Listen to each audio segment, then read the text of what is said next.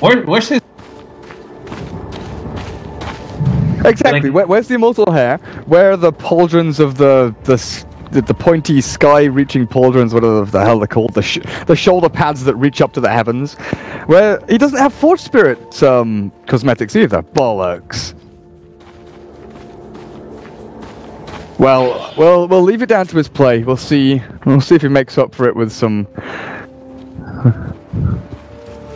Okay.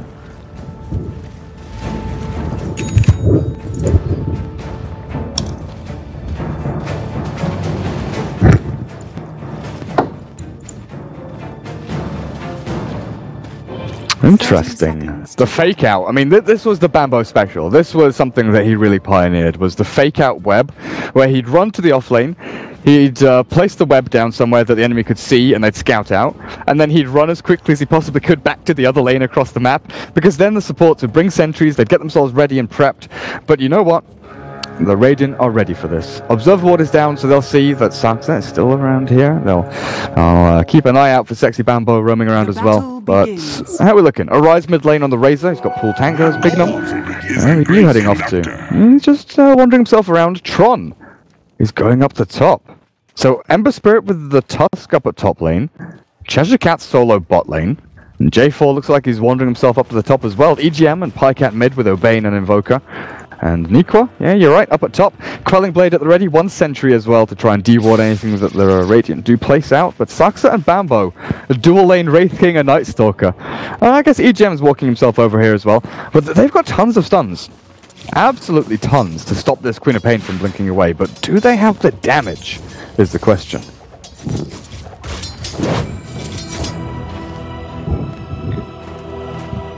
Not enough.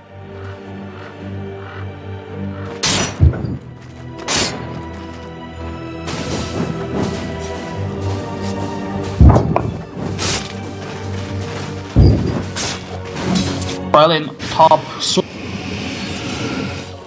Razor. Oh, Sunstrike Void. They've got a bit of damage ticking over, but not enough. 40 health and salves up. I just kept flicking back and forth between top and bot because Nikwa was getting a little bit too big for his boots. The Radiant Sentry is scouting him out, but he's playing it well so far. The thing is, if he gets his Sentry down here, it's Obs and Sentry.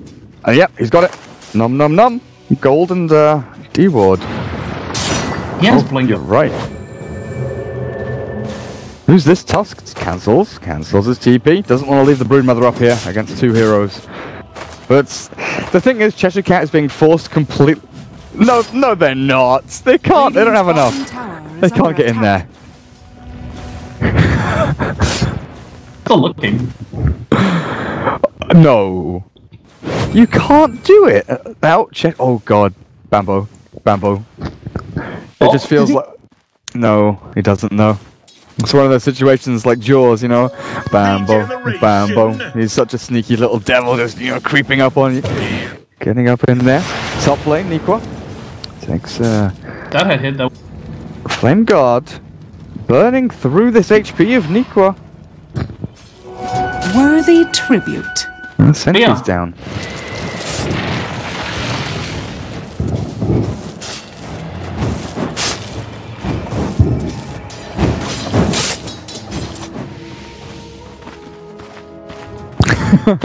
That's like hitting his. He doesn't have a lane. Like the Queen of. This is the thing. When I was talking in the draft about Queen of Pain maybe going off lane and maybe going in like a dual lane, tri lane situation, the one big glaring problem with Queen of Pain in any position other than safe lane farming, solo or mid solo, is that she really does suffer from lack of levels. Sunstrike and Alacrity. Oh god, they've got tons of damage. You're right. There's nothing to stop him from dying. Cheshire Cat comes in to try and help him out, but he might die himself. He's keeping the blink just in case, but look at the damage he's taking. Blinks away again with about 30 health. And from the side, Big Num. Hello? He's got the snowball, but now it's PowerRangers that are really lacking the damage.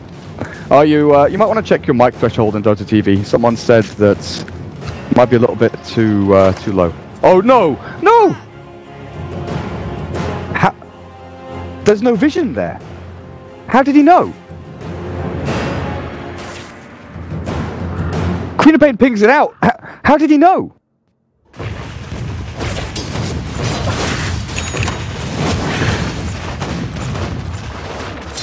Can...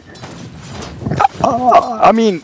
Okay, I'm gonna keep my eye on the stream because he can't have Forge Spirits. Like he actually does not have a point in Qua, so he can't have a Forge Spirit scouting it out. There's no vision there. Interesting stuff. Interesting stuff. Pycat, bloody hell, what a god. 2-0-0, boots null, and his gloves of haste. So getting very quickly into that Midas. Up at top lane, Tron. 22-9, so they're doing decently against this Broodmother, but she's going to start picking up pace very quickly. Soul Ring and level 4, close to level 5, and this is where she starts to peak in the laning phase anyway, is level 5. The level 3 spawn Spiderlings. You just spam them out, you keep building them up, and if you look down at bot lane, the Queen of Pain, she's still sitting at level 2, Sucks at level 5. 4C&L, they're out farming, out laning, out leveling. And to be honest, it feels like an outdraft in the laning phase anyway here. PowerRangers obviously do have a little more, wiggle room as it goes later, like you said. Ember, Razor, as well as this Queen of Pain Lina, all of these heroes scale pretty decently as we head on into sort of 25-30 minutes. But if they get, getting to 25-30 minutes, that's the issue right now for them.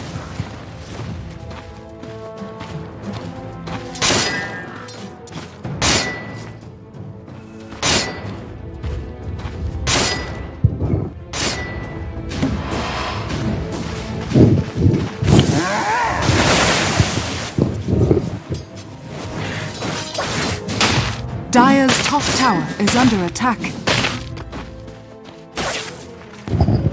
Now, do you remember when we watched Team Alternate? Oh, maybe it wasn't you and me. Play Invoker against the Darkseer? Where he went for this Alacrity Exort build, so he could get the... sorry, he went for the Wex Exort build, so you get the early Alacrity. I think we're going to be seeing this more and more often. People used to make jokes about the Wex Exort builds. Yeah, and this one is... He looks like he's okay, and might even just get the kill on J4 with the Spiderlings following through. I'm going to keep my eyes on the Lina. Dragon Slave, is it going to be enough? He moves the Spiderlings back! In the fire. Lina still dies. Wait, what? My game's... Lina died, right? My game's lagging, or something. I didn't get a message for it. Bot lane, Wraith King kills off the Queen of Pain, and... Okay, weird stuff's happening. This sustains. Yeah. Good remains. Okay.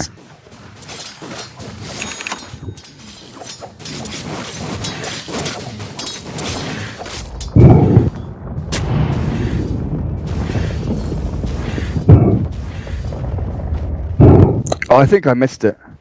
I think I missed the kill on the Queen of Pain. Damn it. Okay.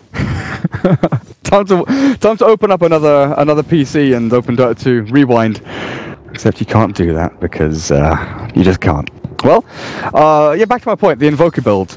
People used to make jokes, literally say that it is awful. Oh, we're going to see action in bottom lane, aren't we? Cheshire Cat. He's going to get dived here, stunned. He can't blink. Yeah, Bambo just walked straight past him, and he's dead.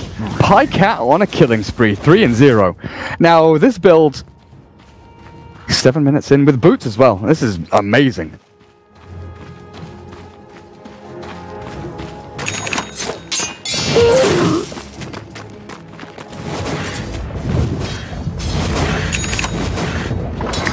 Yeah, people used to make fun of the Wex Exort build because it gives you no utility or anything in like the laning phase.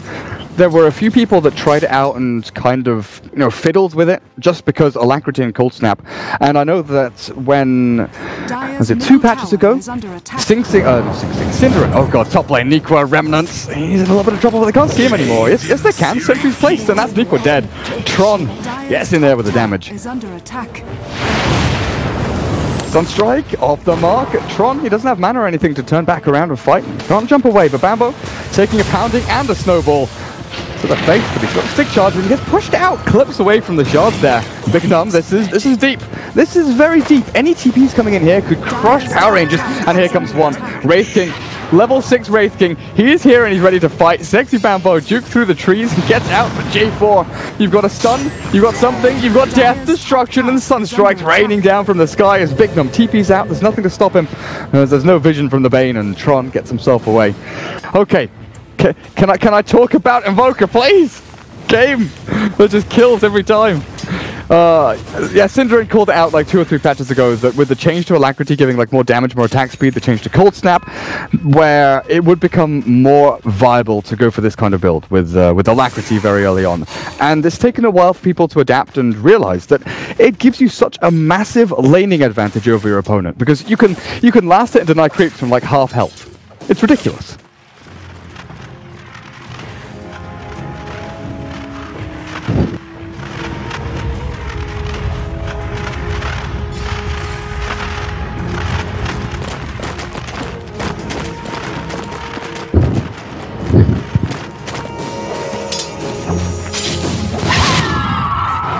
Cheshire Cat hit level 6.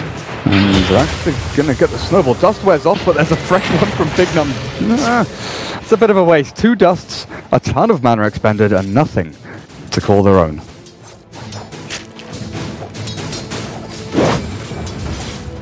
It's disgusting. 4,500 from the mid lane. Invoker. What a hero. And he's going straight into the Necro book. Interesting. Interesting. Got it.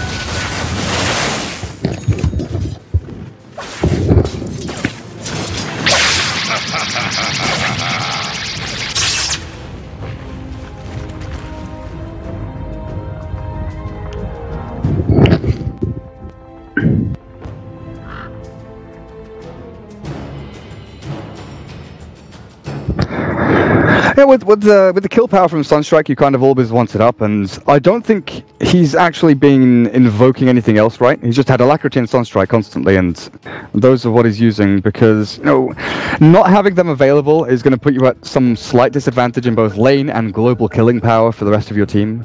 And Forge Spirits this early on, before you get the double Forge, they're not that useful. You know, against the Razor, who's going to walk up, static link you, and then just kill off your Forge Spirit. You're not going to get any killing potential back onto him with Cold Snap and Spirit or anything like that. So I can understand this. But you could stack camps, you can go and control runes, but it's like against any other hero I'd agree, but against the Razor it doesn't do that much. Oh, Bambo's tanky. Is he tanky enough though? He's got stick charges, he's got a little bit of movement speed, but Cheshire Cat's got the blink. Jumps forward and Saksa. They can't dive it, they realize he has a mango. They see that he's got no mana for ultimate, but that mango really makes the difference. Is under attack.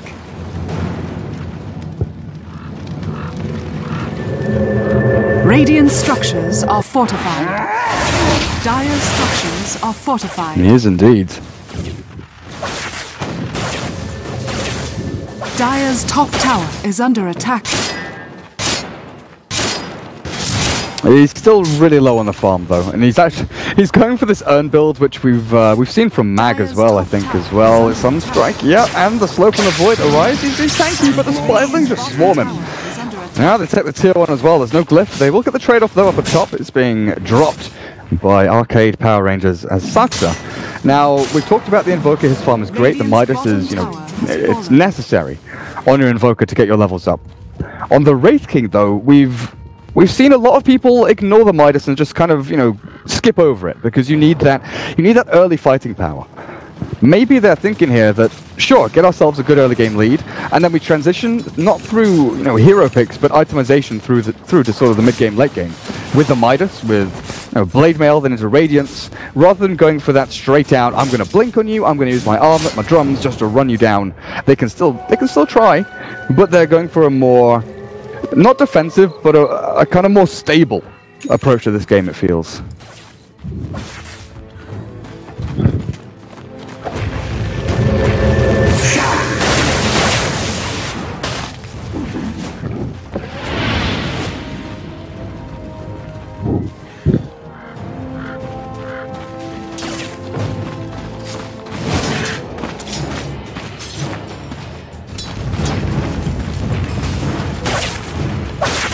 They smoked up there, it wore off, and yeah, that Obs Ward sees everything. Bambo, how are we actually looking for your Night Stalker? He's gone for Earn Brown Boots, and I almost feel like he goes for Midas as well. Nikwa has he's gone for the Phase Boots Orchid, which has become more predominant nowadays as the kind of key build for your broodmothers. Phase boots gives you so much more mobility and damage. You just zip around inside your webs, and you can find pickoffs potentially like this. He scouts him out. He sees Big Num and J4. Oh, wait a second. What's going on here? J4 dead already. Killed off and finished off as Nikwa. Hey, you've walked outside of your webs, but in comes a Bambo, stuns him up and stops the TP. Big Num. This is a Sunstrike kill if I've ever seen one. Pikecat up to 5-0-1. Necrobook, the first one completed with a blade mail for your racing. Everything's coming up roses here for 4C&L.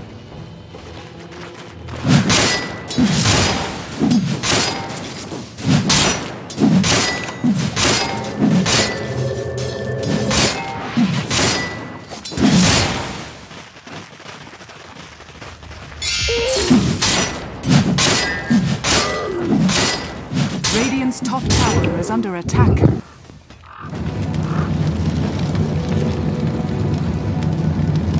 Yeah, not as easy as you may think. As Tron is just spamming out.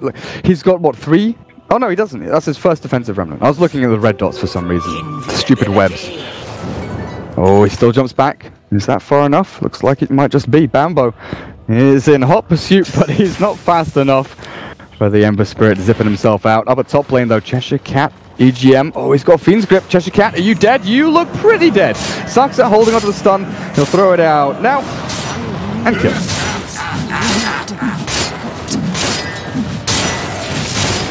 This sustains. Gold remains.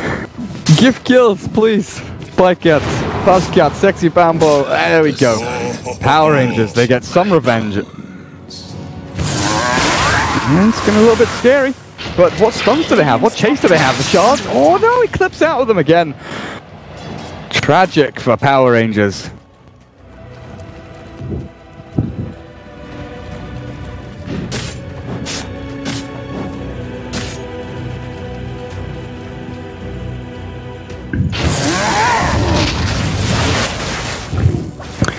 Right now, 3 to 9, 15 minutes in. Wraith King and Evoker farming their butts off with about 7,500 net worth across them both. What's the lead looking like? Yeah, 7,500 net worth lead.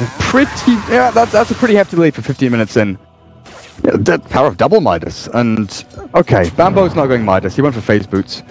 Interesting ward spot. Interesting. Liquid.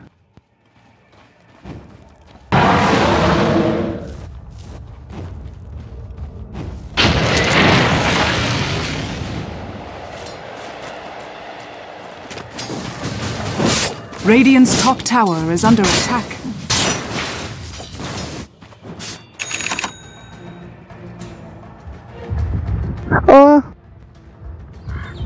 It's in a kind of weird spot though. It's like if you want to deward here and here, you place a sentry here, and that's going to be like just out of range of it. Bot lane, wait, Tron jumped in here, but he's going to be able to walk himself away. They've already used a bunch of their abilities, and that's interesting for me. Saksa goes to Blade Mail and Blink, jump onto Cheshire Cat. They've got the Fiend's Grip again, this time with the Sunstrike. They'll finish the Queen of Pain off. Wraith King swipes in there, and comes to Rise, though. Static Link cancelled out immediately, and there's nothing to stun up EGM, who just TPs himself away. It's hit and run. Radiant's middle tower is under attack. Radiant structures are fortified.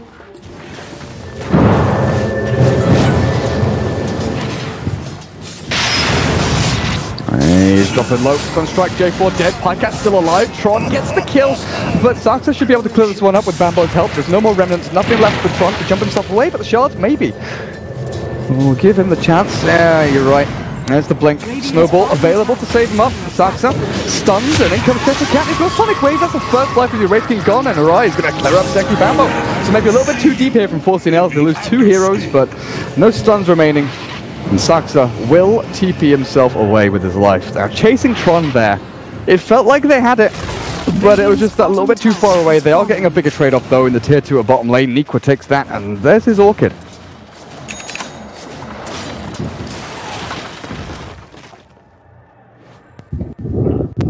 Dire's middle tower is under attack. Radiant's middle tower has been denied.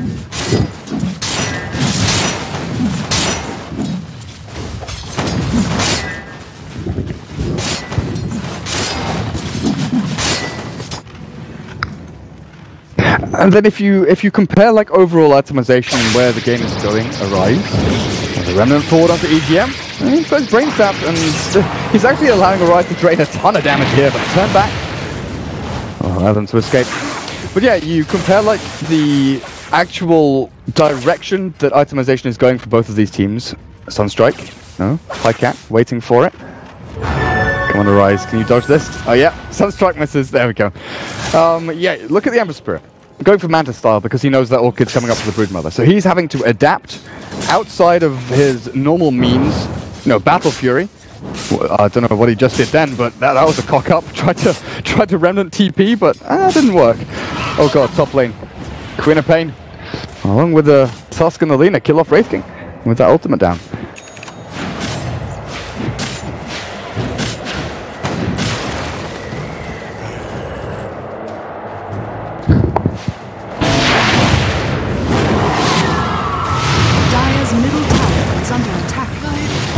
Oh, bloody hell.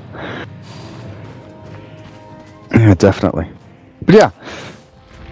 Ember Spirit has to go away from his, ideal item build. Has to go for the Manta because of the Orchid. The Lina is in a support role, so, Arcane's Eul, that's going to be okay. The Tusk isn't getting the farm that he'd love. There's going to be no Blink, no Arcane Mech, no Greaves, no anything. While the Queen of Pain treads Urn. And now with the Staff of Wizardry, I guess going for a Eul Scepter to stop herself getting destroyed by the Orchid and Razor. Sanjin Yamcha, that's like the one hero that's being able to go for a normal build, I guess. Oh, dearie me, they're going to go in on Cat. They get the shards to block him in, but who's blocked in? Is it the Tusk or the Invoker? It looks like Bignum's going to be dropping here to Bambo while the chase is on over on the west. Remnant back. Tron does not have a TP. He's gonna Remnant across. Can he make an escape out of this one? Doesn't look like it. Bambo bearing down on his target. Tron found, cornered, slaughtered. He's gone. He's done for. But yeah, I think that 4C&L are in like their item progression and item decision comfort zones for the heroes anyway. Every single one of their heroes is allowed to and has been given room to go for the items that they want to and they like to. Whereas Power Rangers have to kind of change course and adapt every step of the way, and it's always uncomfortable being in those situations. Radiant's top tower has fallen.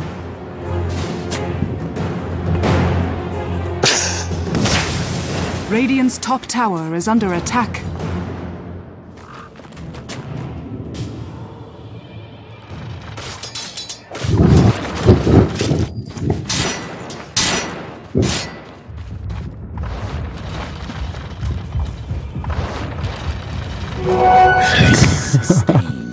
Gold remains.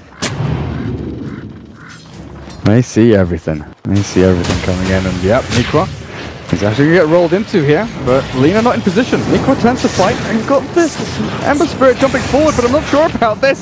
Bignum dead under the Spider Link. Sonic Wave will clear them up, and now the Fiend's Grip is cancelled out. Finger of Death, Laguna Blade even, will be able to drop EGM low, but look at the rest of this. Salsa jumps in, finds J4, stuns him up. Blade Mail bound, and J4 in a ton of trouble as Cat one-hit kill. Alacrity's up, there we go, slam down. Cheshire Cat blinks away. Tron run away as quickly as you can.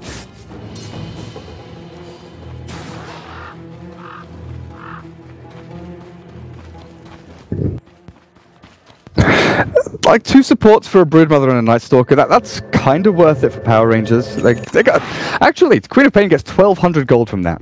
Sure, she killed a whole army of Spiderlings, but that's Eul Scepter done now. So Power Rangers, they've been adapting decently. They've taken down one tier 1 tower though, and once they get the ball rolling, taking down towers becomes easier. But 4C&L going into the Roche Pit now, and Saxa, he's a level and a half away from 16. Like you mentioned, a key pivotal point for this racing. But with Alacrity DD up on him, the Roshan doesn't last long. He's got 332 damage, and he's also very close to his relic.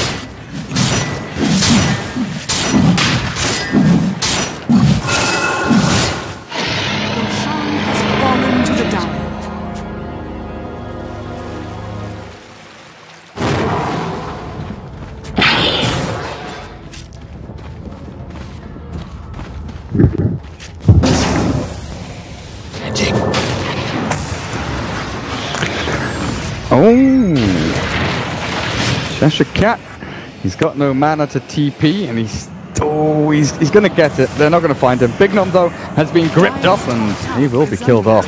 Bot lane, what are we looking at? Tron and J4 are hiding, scared for their lives because the Broodmother's running rampant through their jungle. They have seen Nikwa though. They're gonna try and wrap in on her, but just look, Spiderling.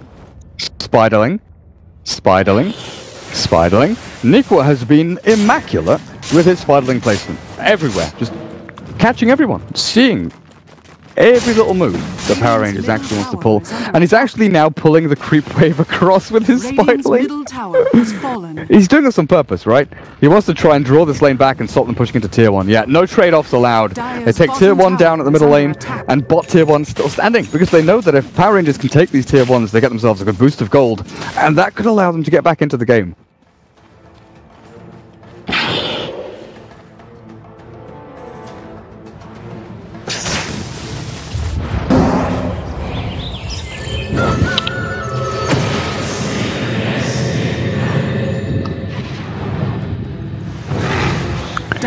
Or oh, J4 is going to get jumped and stunned, and he's dead. Alacrity. There's so much damage, like Pycat, what is he up to? Come on, give me the bloody info. Okay, there we go. 300 basically, 300 damage. So, Bambo, where did he die? Up towards the very far of the top lane. I was watching the wraparound from 4C&L over onto the others. They missed out on Arise and Cheshire Cat. Arise?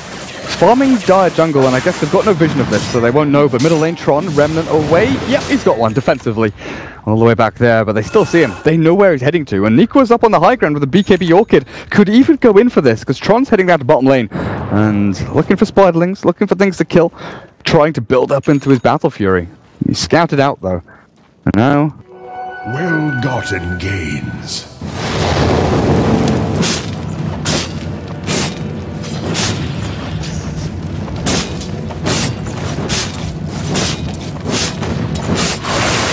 Yeah, over on the sides. Arise clears up some Spiderlings. Now, Night Stalker gets his Ags, he's got a gem as well. Next night time, Bambo is going to be an absolute beast. Look at this Lina. You know, the thing is, there is no comparison between the supports of the Radiant and the supports of the Dire. Meatball, Blink. Earn. He's got Blink. He's away for now. Oh, they can't see him. They can't find him. Middle lane, Saxa.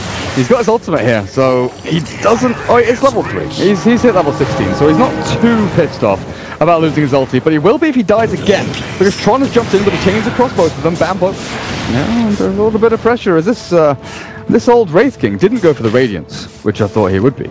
Assault Cuirass is picked up by him.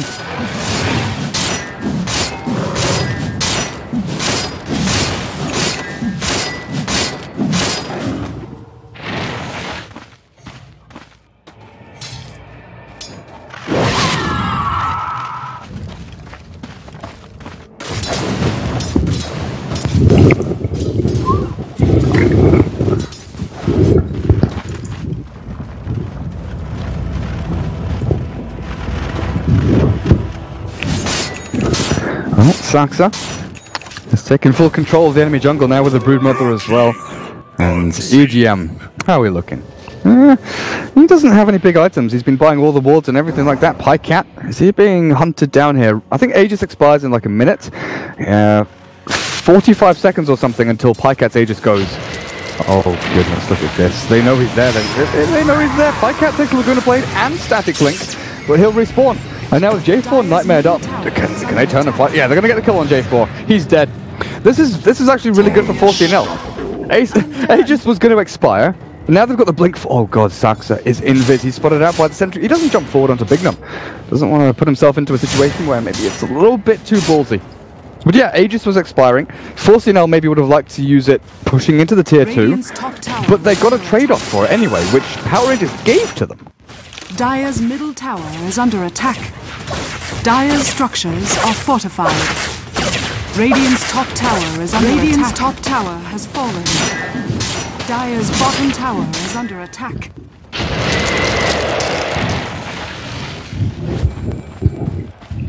Radiant's top tower is under attack.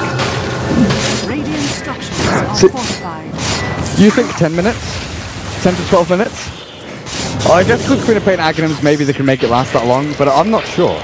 Nikwa with the webs up and this army of spiderlings. This tier 3 tower is not going to last long at all.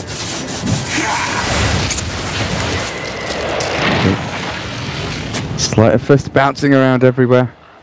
But yeah, look at this. Nighttime's up, and Bambo's got full vision of everybody. Radiant's top tower is under attack.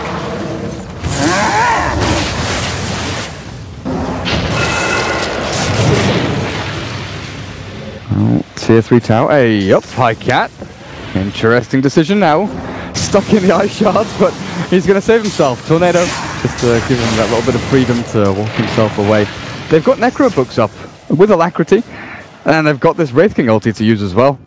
And it's interesting that they're not forcing the issue. You know, Nikwa's pushing mid pretty decently, pushing bottom lane. They've not got another lane actually hard pushing in. But they could take this tier 3 at the very least. There's no glyph, they know this. There's nothing to stop them, apart from, you know, that all-in play from Power Rangers to defend their base.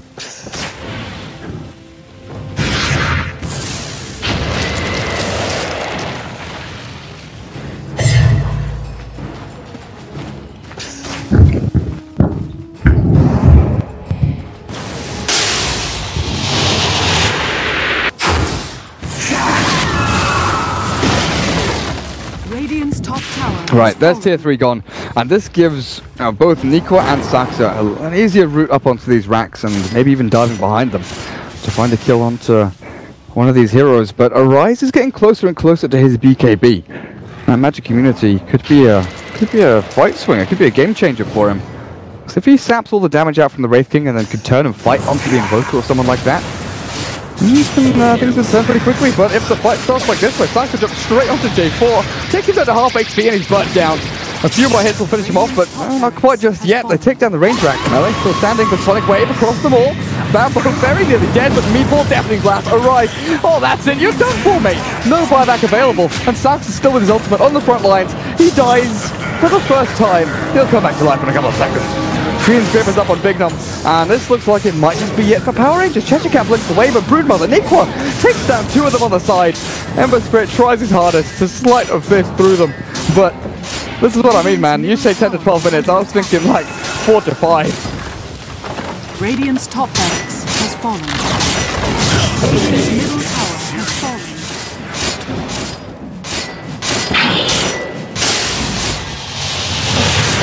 Radiant's middle barracks are under attack. Radiant's middle barracks has fallen.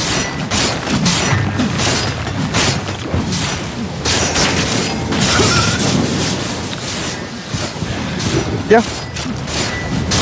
Dire victory. Like, laning phase didn't go well for Power Rangers, but also during the draft they have no high ground defense. You know, we talk about it a lot during drafts when we see it, but we very rarely point it out when we don't see it. But here, I didn't really think about it until this base push came in from 4C&L. What does Power Rangers have to stop it? There's no